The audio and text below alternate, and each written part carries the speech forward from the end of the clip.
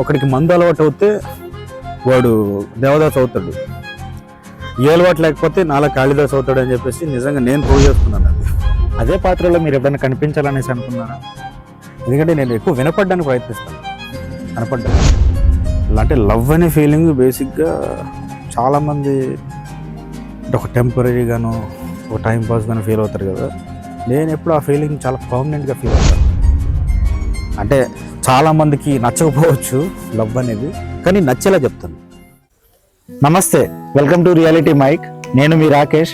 ఈరోజు పెద్ద పెద్ద సినిమాలు కాకపోయినా మన భీమవరంలో షార్ట్ ఫిలిమ్స్ లేదా వెబ్ సిరీస్ అని మనకి గుర్తొచ్చే డైరెక్టర్ రాజశేఖర్ తంగెళ్ళ. సో ఒకసారి ఆయనతో మాట్లాడేసి అతను తీసిన ప్రాజెక్ట్స్ అలాగే ఫ్యూచర్లో చేయబోయే ప్రాజెక్ట్స్ గురించి ఒకసారి తెలుసుకుందాం. హలో అన్న. Hello, nice to meet you. Nice to meet you. చెప్పండి అన్న, అసలు మీరు ఎక్కడి నుంచి వచ్చారు? మాది ఫ్రమ్ భీమవరం. నాది ఒక మిడిల్ క్లాస్ ఫ్యామిలీ. చాలా కుటుంబాల్లాగా మాది కూడా అలా సాగిపోయే ఒక మధ్యతరగతి కుటుంబం. ఇప్పుడు ఒక రాజశేఖర్ ఒక రైటర్గా మారడానికి ఏదన్నా బ్యాక్వర్డ్ కథ ఏదైనా ఉందా? ప్రతి వాళ్ళ లైఫ్లో ఉన్నట్టే నా లైఫ్లో కూడా ఉంది అలాంటిది. అంటే చూసిన సమాజం కావచ్చు, మన చుట్టూ ఉన్న మనుషులు కావచ్చు, మన చుట్టాలు, బంధువులు, ఇంకా చాలామంది, వాటితో పాటుగా ఒక పర్సనల్గా మనకు ఒకటి ఉంటుంది కదా. అంటే ఒక ఏజ్లో మనకు ఒక లవ్ అనే ఫీలింగ్ డెఫినెట్గా అది కూడా ఎంతో కొంత ఉందని నేను అనుకుంటాను ఖచ్చితంగా. సో అది కూడా రైటింగ్కి ఏర్పడ్డదని చెప్పేసి నేను బలంగా నమ్ముతాను. నేను కథ ఏదైనా కానీ మిమ్మల్ని ఇప్పుడు నడిపిస్తుంది ఒక రైటర్ గానే మా అందరికీ తెలుసు. అసలు ఆ రైటింగ్ జర్నీ ఎక్కడ స్టార్ట్ అయింది?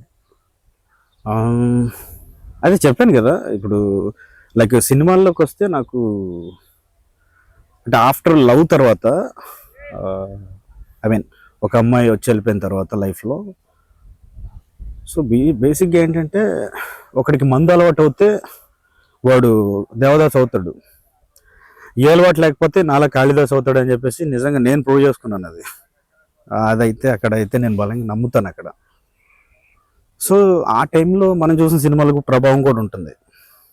మనం ఎక్కువ ఏంటంటే అంటే మనకు బాధ వచ్చినా సంతోషం వచ్చినా రోజు స్టేటస్కి ఏదో ఒకటి కావాలి, మన వాట్సాప్ స్టేటస్కి అన్నట్టు. సో అలాగే లవ్ అనేదే ఎక్కువగా, అంటే అలాంటి టైంలో లవ్ స్టోరీస్ ఎక్కువ చూడడం స్టార్ట్ చేశా. అంటే ర్యాండమ్గా జరిగింది అది మనం ప్లాన్ చేసింది కాదు. ర్యాండమ్గా త్రివిక్రమ్ గారు లాంటి సినిమాలు చూసి, ఆయన లాంటి సినిమాలు చూసి అంటే వాల్యూస్ గురించి ఎక్కువ నేర్చుకోవడం మొదలుపెట్టాను నేను. అంటే అవతలోడి కోసం బతకడం కాదు, మన కోసం మనం బతకాలి, మన కుటుంబం కోసం మనం బతకాలి అని చెప్పేసి నేను ఆయన మాటలు చూసి నేర్చుకున్నాను. నేను ఇప్పటి వరకు పక్కన పెట్టేస్తే ఇప్పుడు మీరు మాట్లాడిన దాంట్లో మీకు ఒక లవ్ స్టోరీ ఉందని చెప్పేసి అది ఎండ్ అయిందని కూడా చెప్పారు మాతో. ఓకే, మాకు వచ్చిన డౌట్ ఏంటంటే డౌలదు, అది ఏమంటారు దాన్ని, కామా కింద మిగిలిపోయింది అంతే దాన్ని. ఓకే సరే, ఆ కామాగా మారిన తర్వాత స్టోరీ మాకు తెలిసి మా ఎగ్జామ్షన్ ఏంటంటే అక్కడ ఆగిన తర్వాత ఆగిందాన్ని చూపించాలని చెప్పేసి ఎవరైనా అనుకుంటాం మాలాంటి వాళ్ళు. అట్లాంటిది ఒక డైరెక్టర్ గా మీరు ఎండ్ అయిన దాన్ని పక్కన పెట్టేసి ఎలా నడుస్తుంది లేదు ఓకే పక్కన పెట్టేస్తే లవ్ ఫెయిల్యూర్ సీన్లు తీయకుండా లవ్ మీదే కంటిన్యూ అవుతున్నారు. అసలు ఆ పాయింట్ దగ్గర మీరు ఎలా స్టిక్ అవుతున్నారు? ఇంకొకటి ఏంటంటే ప్రజలకు ఏం చూపించాలనుకుంటున్నారు లవ్ స్టోరీస్ ద్వారా? అంటే లవ్ అనేది మనకున్న ఇప్పుడు సమాజంలో చాలా అత్యవసరం అనమాట. నాకు తెలిసి ఒక ఆక్సిజన్ లాంటిది. అంటే సమాజానికి ఎంతవరకు అనేది నేను చెప్పలేను, కానీ నా వరకు ప్రేమ అనేది ఒక ఆక్సిజన్ లాంటిది నాకు. సో అది ఏంటి ఎలా ఉంటుందంటే, అంటే నేను రాస్తున్న, అంటే ఇదివరకు ఇంటర్వ్యూలో చెప్పినట్టు, అది లవ్ అనేది నా కథలో ఉండాలి, లేదా నేను రాస్తున్న కథలన్నీ ఉండాలి, అలా ఉంటూనే ఉండాలి. సో అది నేను చెప్పాను కదా మీకు, ఆక్సిజన్ లాంటి దాన్ని నిరంతరం ఉంటూనే ఉండాలి అది. సో ఒక ఆక్సిజన్ లాంటిది అనుకోండి నాకు లవ్ అనేది. ఓకే అన్న, మీ స్టోరీస్ మా అందరిని ఇన్స్పైర్ చేస్తున్నాయి. అలాంటిది మేము ఎక్కువగా చూసింది ఏంటంటే మీరు తీసిన వాటిలో కలిసి వచ్చిన శీతాకాలం 3 మిలియన్ వ్యూస్ సాధించింది. అవును. సో కథను నడిపించింది నటులైనా దాని వెనకాల నడిపించింది మీరు కదా. సో ఆఫ్టర్ ఒక మంచి హిట్ కొట్టిన తర్వాత అసలు మీరు అనుకున్న సాధించారనుకున్నారా, లేదంటే అసలు మీ ఫీలింగ్ ఏంటి?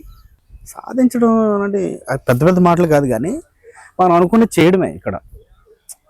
ఆ ప్రాసెస్లో మనం ఏదో ఒక దగ్గర సాధించడం అనే ఫీలింగ్ ఉంటుంది తప్ప మన పని మనం చేసుకుంటూ వెళ్ళడమే.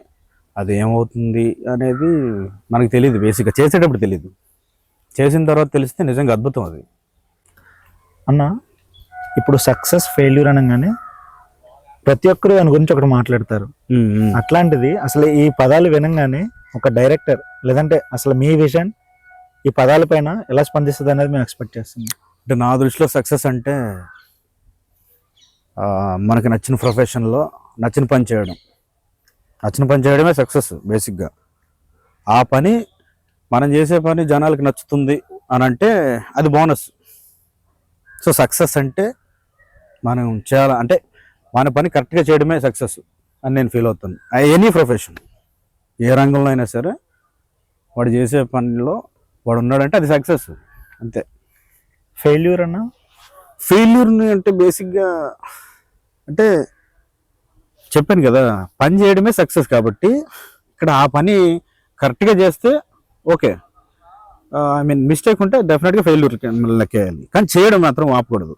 ప్రయత్నం అయితే ఆపకూడదు అంటారు. ఆ పని అయితే ఆపకూడదు, అసలు ఆపకూడదు, చేస్తూనే ఉండాలి. ఫెయిల్యూర్ అనేది పట్టించుకోకూడదు, బేసిక్గా పట్టించుకోకుండా వెళ్ళడమే కదా లైఫ్. అక్కడ ఆగిపోతే మనం అనుకునేది చేయలేం. ఫస్ట్ ప్రెజెంట్ ఎవరు ఏ పని చేసినా సరే ప్రతి వర్క్లో ప్రెజర్ అంటూ కొంత ఉంటుంది. ఆ ప్రెజర్ని భరించలేక కొంతమంది సూసైడ్ అటెంప్ట్స్ చేస్తున్నారు. సో ఒక రైటర్గా మీరు వాళ్ళతో ఏదైనా మాట్లాడాలనుకుంటున్నారా? అంటే బేసిక్గా మాట్లాడడం కాదు, కానీ ఎవరికి వాళ్ళు తెలుసుకునేది ఏంటంటే మోటివ్ అవ్వాలి బేసిక్గా. అంటే ఆ సిచ్యువేషన్ నుంచి బయటపడే ప్రయత్నం చేయాలి. ఫస్ట్ చేయాల్సింది అది. అందులో ఉండిపోకూడదు, అందులో బతకూడదు. ఒక ఫెయిల్యూర్ వచ్చిందని చెప్పేసి, ఒక అమ్మాయి వదిలిపోయిందని చెప్పేసి, మన ఇంటికి ఒక కష్టం వచ్చిందని, ఇలాంటివన్నీ ఏంటంటే బేసిక్గా వీటి నుంచి మనం తొందరగా బయటపడే పని చేయాలి మనం. అలా చేయాలంటే మనకి చాలామంది పెద్ద పెద్ద మోటివేటర్స్ ఉన్నారు కదా, వాళ్ళు అంటే కంటిన్యూగా వాళ్ళు వినడం, వాళ్ళ మాటలు వినడం, లేదా మనకి నచ్చిన పుస్తకాలు చదవడం చాలా ఉన్నాయి మనకి లైబ్రరీలో. ఈ మధ్య వరకు లైబ్రరీకి వెళ్ళట్లేదు, కానీ లైబ్రరీలో చాలా పుస్తకాలు ఉన్నాయి. లైబ్రరీ అనేది అలవాటు చేసుకుంటే ఒక మనిషి ఖచ్చితంగా చాలా నేర్చుకుంటాడు అందులోంచి. నేను కూడా చాలా నేర్చుకున్నాను లైబ్రరీకి వెళ్ళి. సో అందులో మనకి నచ్చిన పుస్తకాలు, సమాజానికి ఉపయోగపడేవి, ఇవన్నీ ఉంటాయి, చాలా ఉంటాయి. సో పుస్తకాలు చూసి పుస్తకాలు చదవండి అని నేను చెప్తాను బేసిక్గా. ఓకే అన్న, అసలు మిమ్మల్ని ఇన్స్పైర్ చేసిన మూవీ ఏదైనా ఉందా? చాలా ఉన్నాయి, చాలా ఉన్నాయి. ఏదైనా ఒక మూవీ చెప్పమంటే? అంటే ఒక్కొక్క టైంలో, ఒక్కొక్క టైం పీరియడ్లో ఒక్కొక్క సినిమాలు మనం చాలా కదిలించింది. ఒక టైం పీరియడ్లో మనల్ని చాలా ప్రభావితం చేసే సినిమాలు ఉంటాయి, పుస్తకాలు ఉంటాయి, మనుషులు ఉంటారు. అలా ఏంటంటే సినిమా గురించి అడిగారు కదా, అంటే బేసిక్గా నేను ఎక్కువ లవ్ స్టోరీస్ ఎక్కువ చూస్తుంటాను నేను. అంటే అవతల నచ్చినా నచ్చకపోయినా నన్ను బాగా ఇన్స్పైర్ చేసింది అయితే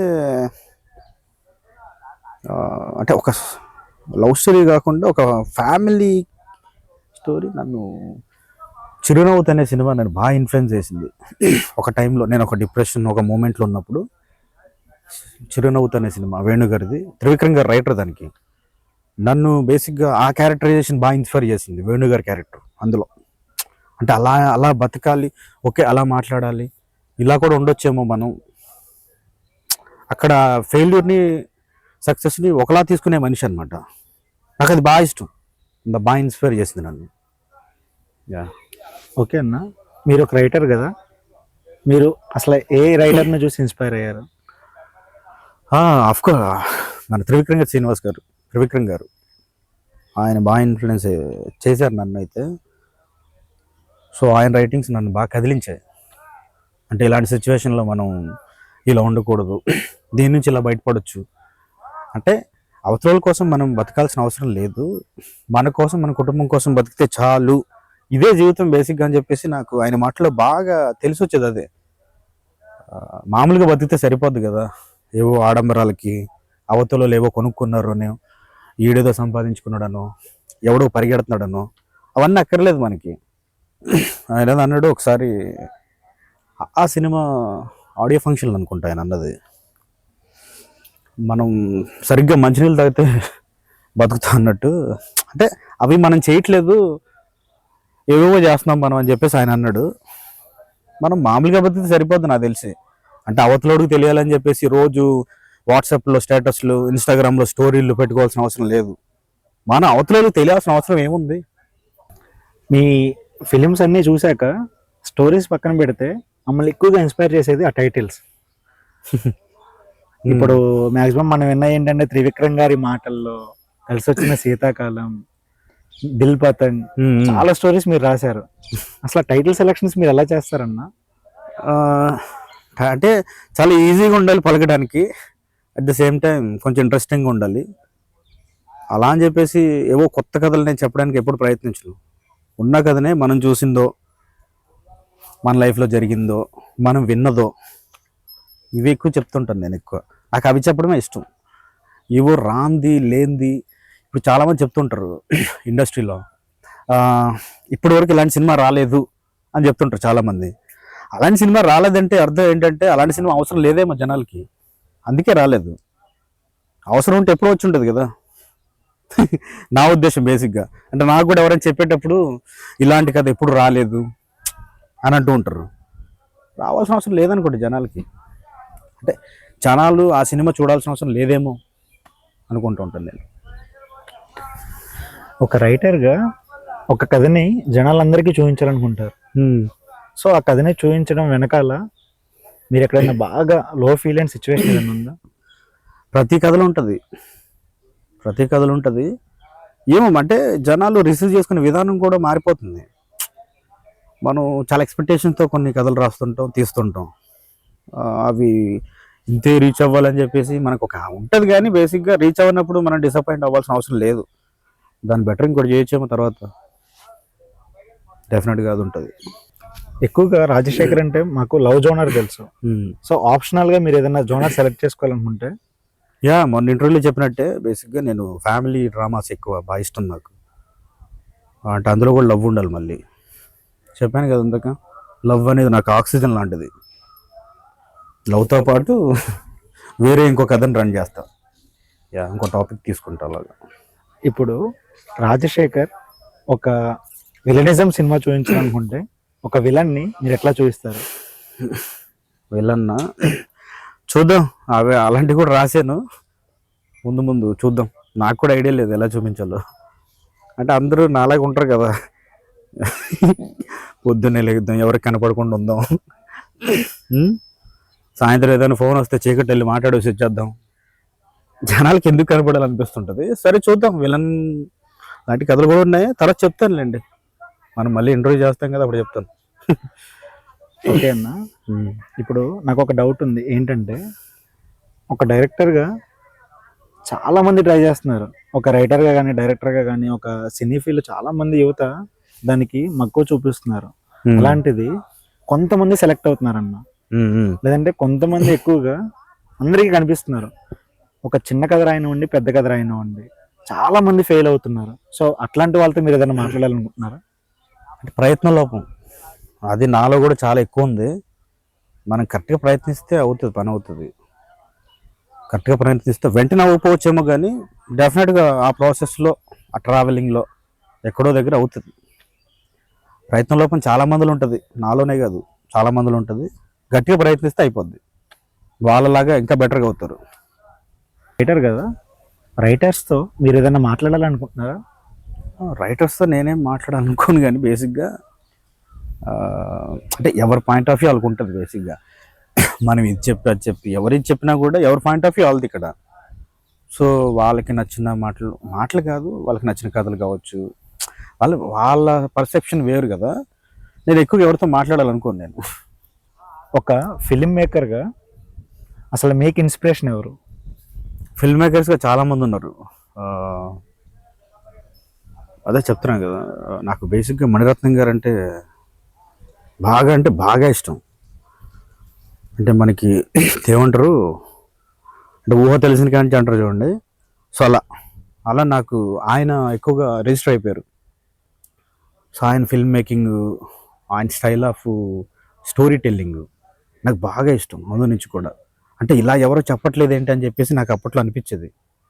చాలా మనం ఎందుకు చెప్పకూడదు అని చెప్పేసి నేను, అంటే మరీ ఆయనలా కాకపోయినా కొంచెం ఆయన్ని మనం ఫాలో అవుతూ చెప్పొచ్చేమో అనిపించింది నాకు. మణిరత్నం గారు అండ్ గౌతమ్ వాసుదేవ్ మీనన్ గారు తమిళ్లో, అండ్ మన తెలుగుకి వచ్చేసరికి చాలామంది ఉన్నారు. నేను ఎక్కువ పాత సినిమాలు ఎక్కువ చూస్తుంటాను నేను. నాకు జంధ్యాల గారు, ఆదుర్తి సుబ్బారావు గారు. ఆదుర్తి సుబ్బారావు గారు అంటే నా ఫేవరెట్ తెలుగులో ఫస్ట్. అండ్ త్రివిక్రమ్ శ్రీనివాస్ గారు of course. And Hanu Raghavapudi నాకు బిగ్గెస్ట్ ఇన్స్పిరేషన్. నాకు అంటే యాజ్ అ ఫిల్మ్ మేకర్ అవ్వాలని చెప్పేసి నేను ఆయన సినిమాలు చూసి నేను అనుకున్నా. లైక్ అందాల రాక్షసి నాకు చాలా పెద్ద ఇన్స్పిరేషన్ నాకు అది. అంటే వెంటనే ఆ సినిమా చూసిన తర్వాత నాకు ఓకే మనం సినిమా తీసేయచ్చు అని చెప్పేసి నాకు అనిపించిన సినిమా అది. ఆ డైరెక్టర్ అనురాగపుడి గారు నన్ను బాగా ఎక్కువ ఇన్ఫ్లుయెన్స్ చేశారు నన్ను. యా. చాలామంది ప్రజలకి ఉన్న ఎగ్జాంప్షన్ ఏంటంటే ఒక ఫైట్ మూవీ కానీ లేదంటే ఒక హర్రర్ మూవీ కానీ ఇట్లాంటి మూవీస్ తీయడం కష్టం అనుకుంటారు. అట్లాంటిది లవ్ ఫిలిం కూడా తీయడం కష్టం అంటారా? అంటే రానోళ్ళు కష్టం. నేను ఇది రాయలేను అనే అనుకునే వాళ్ళు అది కష్టం. నేను ఇది రాయగలను, ఇది బాగా చేయగలను అనే వాడికి ఈజీ. నాలాంటి వాడికి నేను బేసిక్గా నాకు లవ్ స్టోరీస్ అనేవి అంటే నా వరకు ఏంటంటే నాకు అది ఈజీ. నేను ఎక్కువ చెప్పగలను, నేను ఎక్కువ ఇది రాయగలను, దీని మీద మనం ఎక్కువ చెప్పొచ్చు మనం అనిపించేది నాకు ఎక్కువ లవ్ అనమాట బేసిక్గా. ఏముందిలే లవ్ అనుకోవచ్చేమో కానీ లవ్ ఉండాలి. సో అది అందులో చాలా ఉన్నాయి కథలు. నేను మ్యాక్సిమం నేను అన్ని కథలు అలాంటివి చెప్తాను, ఇంకెక్కువ చెప్తాను నేను. అంటే చాలామందికి నచ్చకపోవచ్చు లవ్ అనేవి, కానీ నచ్చేలా చెప్తాను, ఖచ్చితంగా చెప్తాను. ఓకే అన్న, ఒక రైటర్గా ఒక పాత్రని మీరు బిల్డ్ చేస్తారు కదా, అదే పాత్రలో మీరు ఎప్పుడైనా కనిపించాలనేసి అనుకున్నారా? నేను రాస్తున్నప్పుడే కనపడతాను ఆ పాత్రలో, తీసేటప్పుడు కనపడను. కనిపించాలనుకోని నేను ఎప్పుడు. అంటే నేను రాసిన మాటలు కావచ్చు, నా కథ, అంటే ఆ పాత్రలు మాట్లాడితే చాలా అనుకుంటాను, కానీ నేను ఇల్లు కనపడాలి, ఏదో క్యారెక్టర్, పోస్ట్ మ్యాన్ క్యారెక్టర్ అని చెప్పేసి నేను ఇల్లు కనపడాలి అంటే ఇలాంటివి చేయను నేను ఎక్కువ. ఎందుకంటే నేను ఎక్కువ వినపడడానికి ప్రయత్నిస్తాను కనపడడం కంటే. వినపడేవాడికి వాల్యూ ఎక్కువ ఉంటుంది. ఎందుకంటే వాడానికల్ ఎవడో అంటే కనపడినోడు ఎవడో చెప్పాడు అని చెప్పేసి చూస్తారు కదా, అక్కడ నేను ఉంటాను చాలు. ఒక రైటర్గా మీ జర్నీ స్టార్ట్ చేశారు కదా, దానికంటూ ఒక ఎండ్ పెట్టాలని చెప్పేసి మీరు అనుకుంటే, అంటే ఇప్పుడు మీకు రైటింగ్కి ఫుల్ స్టాప్ పడిపోయింది, సో మీరు చెప్పాలనుకునే కథల్ని ఇంకా ఎలా చెప్పాలనేసి అనుకుంటారు? ఆగదు, ఏమంటారు, బుక్స్ రూపంలో చెప్తాను నేను. ఖచ్చితంగా ఫిల్మ్స్ అంటే నాట్ ఓన్లీ కెమెరా ముందు చెప్పేవే కాదు, ఒక బుక్ రూపంలో చెప్పడానికి కూడా నేను ఎక్కువ ప్రయత్నిస్తాను. ఇప్పుడు నేను ఒక బుక్ కూడా రాజశేఖర్ అన్న, ఇప్పుడు లవ్ స్టోరీస్ తీసే మీరు లవ్ గురించి చెప్పమంటే ఏం చెప్తారు?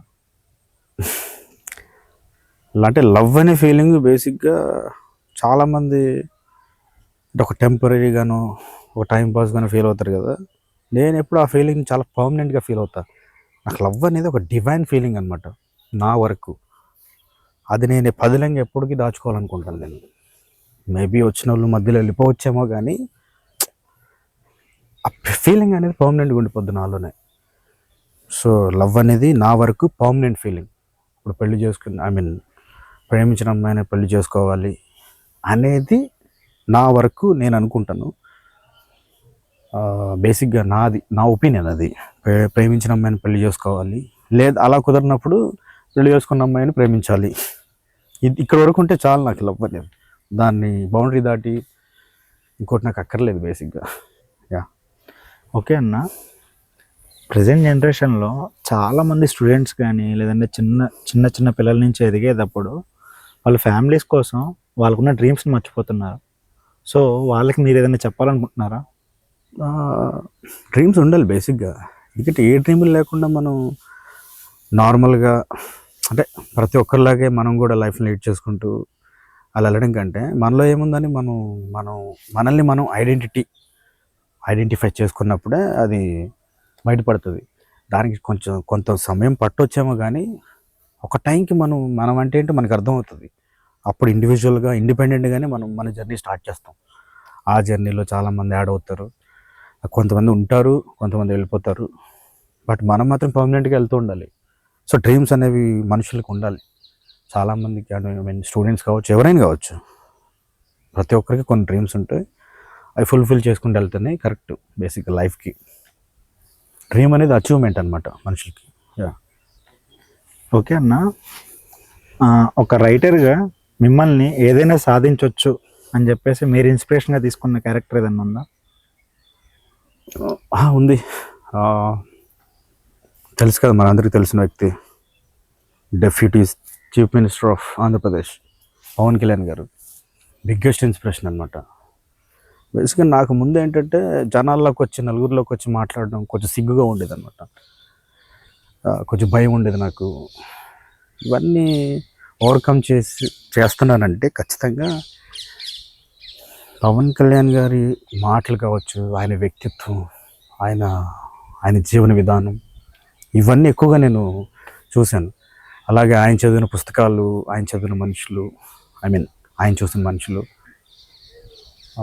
అంటే ఆయన పొలిటికల్ జర్నీ కూడా మనకి చాలా ఇన్స్పిరేషన్. అంటే ఏ మనిషికైనా సరే ఏదైనా సాధించాలి అని అనుకున్నప్పుడు ఓపిక ఉండాలి.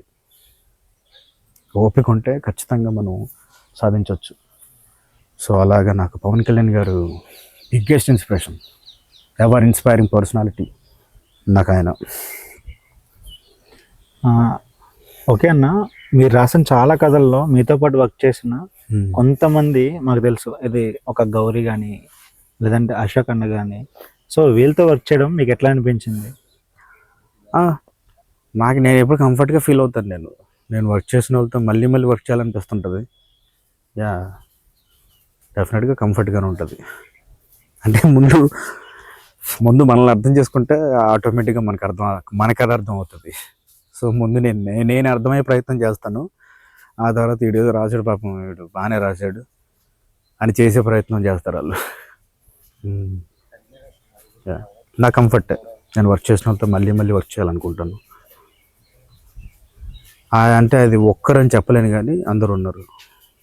ఒక్కరని చెప్తే బాగోదు కదా, అందరితోనే మళ్ళీ చేయాలని ఉంటుంది. యా. ఓకే అన్న, ప్రజెంట్ అని కాదులే కానీ అందరికీ ఉన్న ఒక పెద్ద డౌట్ ఏంటంటే, లవ్ స్టోరీస్ పక్కన పెట్టేస్తే లవ్ ఫెయిల్యూర్కి వస్తే ప్రతి ఒక్క అబ్బాయి ఒక అమ్మాయి మీద నన్ను మోసం చేసిందనే ఒక క్లెయిమ్ వేస్తున్నారు.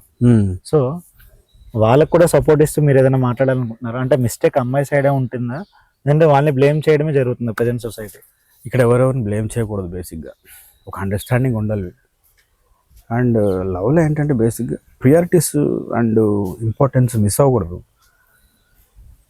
అంటే ఇక్కడ ఎనీ రిలేషన్షిప్ ఇక్కడ అంటే అబ్బాయి ఏం ఫీల్ అవుతున్నాడో అక్కడ అమ్మాయి అదే ఫీల్ అవుతుండాలి. అక్కడ అమ్మాయి ఏం ఫీల్ అవుతుంది, ఇక్కడ అబ్బాయి అదే ఫీల్ అవుతుండాలి. అంటే ఈక్వల్ ప్రయారిటీస్ ఉండాలి ఇక్కడ. బేసిక్గా ఈక్వల్ ఇంపార్టెన్స్ ఉన్నప్పుడే ఆ రిలేషన్ అనేది స్ట్రాంగ్గా ఉంటుందని నా ఒపీనియన్. బేసిక్గా నా వరకు, అది జనాలు వేరేలా తీసుకున్నా నాకు పర్లేదు కానీ బేసిక్గా నా వరకు ఏంటంటే ఈక్వల్ ప్రియారిటీస్, ఈక్వల్ ఇంపార్టెన్స్. ఒక రిలేషన్షిప్ స్ట్రాంగ్గా ఉండాలంటే ఈ రెండు ఉండాలని నేను అనుకుంటాను. ఎవరిని బ్లేమ్ చేయకూడదు. బేసిక్గా బ్లేమ్ చేయడం వల్ల వాళ్ళకి వచ్చేది ఏమి ఉండదు, వాళ్ళ టైం వేస్ట్. అంటే మన ఒక పర్సన్కి ఒక నమ్మకం క్రియేట్ చేయాలి. అలా క్రియేట్ చేయలేనప్పుడు మనం రిలేషన్షిప్ బ్లేమ్ చేయడానికి కూడా అర్హత ఉండదు బేసిక్గా. అన్న, లవ్ స్టోరీస్ గురించి ఎక్కువ మాట్లాడతారు కదా, మీకు ఇది ప్యూర్ లవ్ అని చెప్పేసి ఎక్కడన్నా ఒక పాయింట్ దగ్గర అనిపించిందా? అంటే లవ్ అనేది ప్యూర్ బేసిక్గా ప్రతిసారి అనిపిస్తుంది నాకు. నేను రాసే కథే నేను ప్యూర్గా రాసినప్పుడు ఒక ప్యూర్ లవ్ స్టోరీ రాశాను అనే ఫీలింగ్ నాకు ఉంటుంది. డెఫినెట్గా ఇంత చెప్పినట్టే ఈక్వల్ ప్రయారిటీస్ ఉన్నప్పుడు లవ్ ఎప్పుడు ప్యూర్గానే కనిపిస్తుంది. యా. ఇంకా ఇప్పుడు ఒక కథ రాసిన తర్వాత దాన్ని స్క్రీన్ మీద చూపించడానికి మీరు అసలు ఎన్ని కష్టాలు పడుతున్నారు? కష్టాలు ముందు నుంచే ఉన్నాయి. షార్ట్ ఫిల్మ్స్ చేసినప్పటి నుంచి ఉన్నాయి కష్టాలు. ఎవరికి లేవు, ఎనీ ఫీల్డ్. ప్రతి ఫీల్డ్లోనూ కష్టాలు ఉన్నాయి. అండ్ కష్టాలను ఓవర్కమ్ చేసుకుంటూ వెళ్ళడమే కదా లైఫ్. కష్టాలు ఉన్నాయి, ప్రతి చోట ఉన్నాయి, ప్రతిసారి ఉన్నాయి. ఇండస్ట్రీలో ఎక్కువగా వినపడేది రైటర్స్ చాలా సిచ్యువేషన్స్ ఫేస్ చేస్తారని చెప్పేసి మాకు తెలుసు.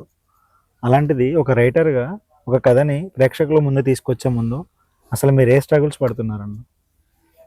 ఉన్నాయి, స్ట్రగుల్స్ ఉన్నాయి బేసిక్గా. అంటే ఒక కథ రాయిన దగ్గర నుంచి అంటే ఇండస్ట్రీలో ఎట్లాంటి స్ట్రగుల్స్ ఉన్నాయి ఒక రైటర్కి? అదే అంటున్నా, అంటే సరిగ్గా గుర్తించలేకపోతున్నారు రైటర్స్ని. ఓకే. అండ్ అలాగే అంటే వాళ్ళు చెప్పాలనుకున్న కథల్ని కిల్ చేస్తున్నారు చాలామంది.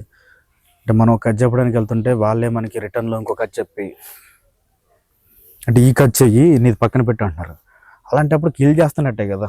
వాడేవో కొన్ని డ్రీమ్స్ వస్తాడు వాడు, నేను ఇలాంటి కథలు చెప్పాలి అని వాడు రాసుకొని వస్తాడు.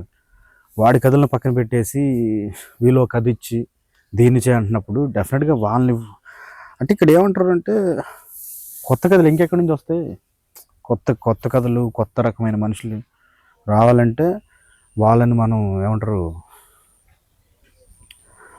వాళ్ళకి మనం రెస్పెక్ట్ ఇచ్చినప్పుడే కదా, వాళ్ళ కథ విన్నప్పుడే కదా కొత్త కథలు, కొత్త సినిమాలు వచ్చేవి. సో అదనమాట బేసిక్గా.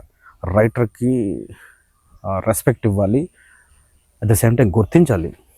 గుర్తిస్తే డెఫినెట్గా మంచి కథలు వస్తాయి. అన్న, మీరు ఫ్యూచర్లో ఇంకే ఎలాంటి స్టోరీస్ని ప్లాన్ చేస్తున్నారన్న? ఒకవేళ మీరు సినిమా తీసే ఛాన్స్ వస్తే మీరు స్టోరీ సెలక్షన్ పరంగా ఏ హీరోని తీసుకునే ఛాన్సెస్ ఉన్నాయి? హీరో ఆలీలని ఏం లేదండి.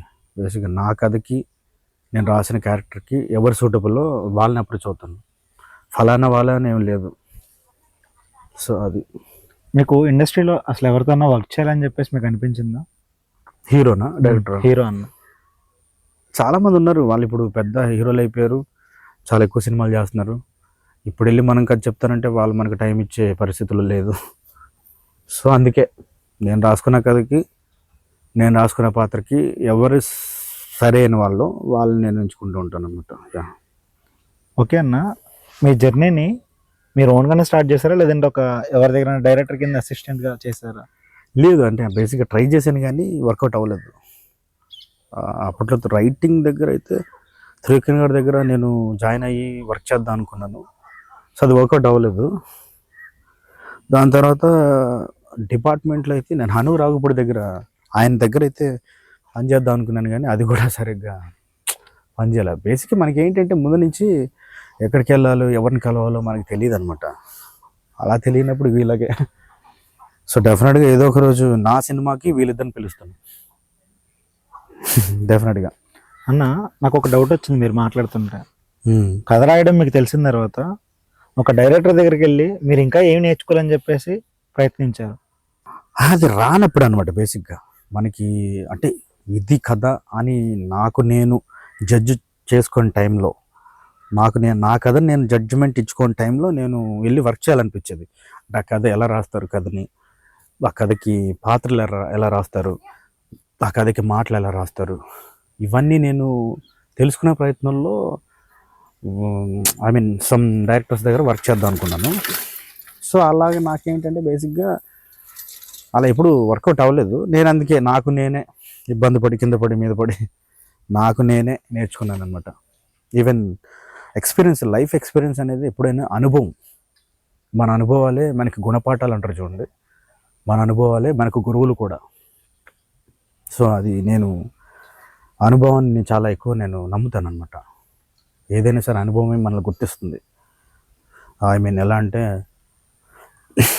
అంటే మన సిచ్యువేషన్, మనకున్న ఏమంటారు పరిస్థితులే మనం ఎటువైపు వెళ్ళాలో నిర్ణయిస్తుందని చెప్పేసి నేను గట్టిగా నమ్ముతాను అనమాట. అన్న, ప్రతి ఒక్కరికి స్ట్రగుల్స్ ఉంటాయి కామన్గా. అట్లాంటిది మీరు రైటింగ్ మొదలు పెట్టాక ఎక్కడన్నా ఒక సిచ్యువేషన్లో మీరు ఆపేద్దాం అని చెప్పేసి మీరు ఎప్పుడైనా అనుకున్నారా? లేదు, ఎప్పుడు అనుకోలేదు. అంటే ఆ సీన్ రాక ఆగిపోయినామో కానీ దాని తర్వాత మళ్ళీ రాయడం మొదలుపెట్టాను. రాయడం అయితే ఆగదు, రాస్తూనే ఉంటాను. చాలా రకమైన కథలు చెప్పాలి నేను. బేసిక్గా నాకు లవ్ స్టోరీస్, ఫ్యామిలీ స్టోరీస్తో పాటు నాకు పొలిటికల్గా నాకు కథలు చెప్పడం బాగా ఇంట్రెస్ట్. సో దాని మీద అవగాహన కూడా నాకు ఎక్కువ ఉంది. నేను అలాంటి కథలు కూడా చెప్తాను నేను ఫ్యూచర్లో. ఇండియన్ పాలిటిక్స్ బేస్ చేసిన కథలు కూడా చెప్తాను నేను. అన్న, ఇప్పుడు చాలా మందికి ఇది ఆ, ఒక డ్రీమ్లా ఉంటుంది, ఏంటంటే స్టోరీస్ రాయాలని చెప్పేసి చాలా మంది అనుకుంటున్నారు, కానీ ఎలా చేయాలో వాళ్ళకి తెలియట్లేదు. సో అట్లాంటి వాళ్ళతో మీరు ఏదైనా మాట్లాడాలనుకుంటున్నారా? లేదు, ఓకే. అట్లాంటి వాళ్ళు మీతో వర్క్ చేయడానికి ఇష్టపడితే అసలు మీ ఒపీనియన్ ఏంటి? ఎవరన్నా ఒక కథ రాయడం నేర్చుకోవాలని చెప్పేసి మీ దగ్గరికి వస్తే మీరు నేర్పించడానికి సిద్ధంగా ఉన్నారా? డెఫినెట్గా అవకాశం ఉన్నప్పుడు నేను ఖచ్చితంగా పిలుస్తాను. నాకు చాలామంది మెసేజ్ చేస్తుంటారు. అంటే మనమేదో ఒక ఎవరెస్ట్ లాగా ఎదిగిపోయామన్న ఫీలింగ్ కాదు, కానీ బేసిక్గా మనలో అంటే మనకి తెలిసిన వర్క్ని వాళ్ళు కూడా ఏదో నేర్చుకుందాం అనుకుంటారు కదా. నేను ఒక అవకాశం ఉన్నప్పుడు ఖచ్చితంగా చెప్తానని చెప్తూ ఉంటాను. వాళ్ళకి కూడా ఖచ్చితంగా నేర్పిస్తాను. ఎందుకంటే వాళ్ళకి కూడా తెలుస్తూ ఉండాలి కదా. ఎప్పుడైనా ఏదైనా తెలియనప్పుడే మనం భయపడతాం, తెలిస్తే ధైర్యంగా ఉంటాం కదా. సో వాళ్ళకి కూడా వాళ్ళు రాసే విధానం అవన్నీ మారుతుంటాయి మనం కొంతమంది మనుషులు కలిసినప్పుడు, వాళ్ళతో మాట్లాడినప్పుడు. ప్రజెంట్ సినిమాల ప్రభావం ప్రజల మీద ఉంటుందా ఉండదా? ఖచ్చితంగా ఉంటుంది. ఇప్పుడే కాదు, ఎప్పటి నుంచో సినిమాల ప్రభావం జనాల మీద ఎక్కువ ఉంది. దానివల్లే కదా మనం అంటే మనల్ని మనం అంటే మనల్ని మనం మర్చిపోతున్నాం కదా. దాన్ని గుర్తు చేయడానికి సినిమాలు చాలా ఉపయోగపడ్డాయి. అట్ ద సేమ్ టైం చాలామందిని ప్రభావితం చేశాయి. అంటే లైక్ ఇండస్ట్రీలోకి రావడానికి కావచ్చు. అంటే మనల్ని మనం గుర్తించేది సినిమానే. డెఫినెట్గా మనం అద్దంలో చూసుకుంటున్నప్పుడు మనం కనపడతాం కదా. అలాగే సినిమాలు చూస్తున్నప్పుడు ఏంటంటే మన క్యారెక్టర్స్ కనపడము, అంటే ఇదేదో మనలా ఉందే అని మనం ఫీల్ అవడము, లేదా మన జర్నీ ఇక్కడ ఆగిపోకూడదు, ఇక్కడి నుంచి ఇంకా ఉంది, మన జర్నీ చాలా ఉందని చెప్పే ప్రయత్నం సినిమాలో ఉందని చెప్పేసి నేను అనుకుంటాను. సో ప్రభావితం చాలా ఉంది. అన్న ప్రజెంట్ షార్ట్ ఫిలిం అంటే ట్రోలింగ్, ట్రోలింగ్ అంటే షార్ట్ ఫిలింగా మారిపోయింది. అసలు దానిపైన మీ స్పందన ఏంటి? నాకు అలా ఏం తెలియదు బేసిక్గా. ఏమో ఇవి ఉండొచ్చు. అంటే షార్ట్ ఫిలిం చేయడానికి కూడా చాలా కష్టపడుతున్నారు కదన్న. ట్రోలింగ్ అనే ఒక చిన్నది అంతా స్పాయిల్ చేస్తుంది వాళ్ళ కష్టాన్ని అంతా. సో అట్లాంటి దానిపైన మీ స్పందన? ఏమో మనం ఏం చేసినా కూడా ఇక్కడ కరెక్ట్గా చేసినా కూడా దాని మీద ఏవో ఒక రుద్దబడుతున్నాయి అని అంటే ఖచ్చితంగా మనం పట్టించుకోకుండా ఉండడం మంచిది అనుకుంటున్నాను నేను అలాంటివన్నీ. ఎందుకంటే అవన్నీ మధ్యలో వెళ్ళిపోతాయి. పట్టించుకోకుండా ఉండడం మంచిది. అవి ఎక్కువగా మనం ఏమంటారు, అవి ఎక్కువగా మనం తీసేసుకుని మైండ్లోకి ఎక్కిచ్చేసుకుని ఇది ఇలా అయిపోతుంది అది అలా అయిపోతుంది అని మనం ఫీల్ అయ్యే కంటే వదిలేయడం మంచిది అనుకుంటాను నేను. మీరు తీసిన చాలా షార్ట్ ఫిలిమ్స్లో మీకు బాగా నచ్చిన షార్ట్ ఫిలిం ఏదైనా ఉందా? ఖచ్చితంగా ఉంది. కలిసి వచ్చిన శీతాకాలం అని, అది నాకు మెమరబుల్ అనమాట. నేను ఎప్పటికీ మర్చిపోలేను. నేను మర్చిపోయినా జనాలు గుర్తు చేస్తుంటారు. అక్కడికి ఇన్స్టాగ్రామ్లో అక్కడికి నన్ను ట్యాగ్ చేసి పెట్టడం, నన్ను గుర్తు చేసుకోవడం, ఇవి అంటే ఎక్కడికి వెళ్ళినా కూడా ఇది నేను చూశానే, తీసింది నువ్వా అని చెప్పేసి అన్న వాళ్ళు కూడా చాలామంది ఉన్నారు. అదేంటంటే బేసిక్గా అందులో performances at the same time అన్నీ కుదిరాయి అనమాట. అలాగా అంటే ఆ పాత్రలు కావచ్చు, వాళ్ళ performance, at the same time cinematography and music, so writing, so ఇలా అన్నీ కుదిరాయి అనమాట. సో ఇలా అన్నీ కుదిరాయి కాబట్టి అది నాకు బెస్ట్ అనిపించింది. ఇప్పుడు కూడా నా బెస్ట్ అదే. అన్న ఒక 5 క్వశ్చన్స్ అడుగుతాను మిమ్మల్ని, స్పాంటేనియస్ ఆన్సర్ ఇవ్వడానికి ట్రై చేయండి. ఇష్టమైన డైరెక్టర్? హను రాఘుపూడి. రైటర్? త్రివిక్రమ్ గారు. Actor? Pawan Kalyan. Politician? Of course ఆయన కూడా వస్తాడు. చాలామంది ఉన్నారు. ప్రజెంట్ మనం చూసిన వ్యక్తుల్లో పవన్ కళ్యాణ్ గారు. ఓకే, మీ డ్రెస్సింగ్ స్టైల్ సేమ్ ఆయనకి సింక్ అయింది అంటే అక్కడి నుంచి? డెఫినెట్గా ఇన్బిల్ట్ ఇన్స్పిరేషన్ నాకు పవన్ కళ్యాణ్ గారు. నా వరకు అయితే ఆయన ఎవర్ ఇన్స్పైరింగ్ పర్సనాలిటీ. చాలా నేర్చుకున్నాం, చాలా విషయాలు ఉన్నాయి. ఓకేనా, మీకు సపోర్ట్ ఎవరిని ఉన్నారా? మన ఫ్యామిలీ మన సపోర్ట్. ఎప్పుడు పర్మనెంట్గా ఉండే సపోర్టర్ ఎప్పుడు మన ఫ్యామిలీయే. మనకి నచ్చిన వ్యక్తులు, అంటే మనల్ని కావాలనుకునే వాళ్ళు, మనతో ట్రావెల్ అవ్వాలనుకునే వాళ్ళు ఎప్పటికీ మన సపోర్టర్స్. థ్యాంక్స్ అన్న, మీ మాటల ద్వారా కాకుండా మీ కథల ద్వారా కూడా మమ్మల్ని ఇన్స్పైర్ చేస్తున్నారు. చాలా మంచి టైం మాకు ఇచ్చారు. నెక్స్ట్ టైం మళ్ళీ ఛాన్స్ దొరికితే మీతో మాట్లాడని మేము ట్రై చేస్తాం అన్న. థ్యాంక్స్ అన్న. Thank you.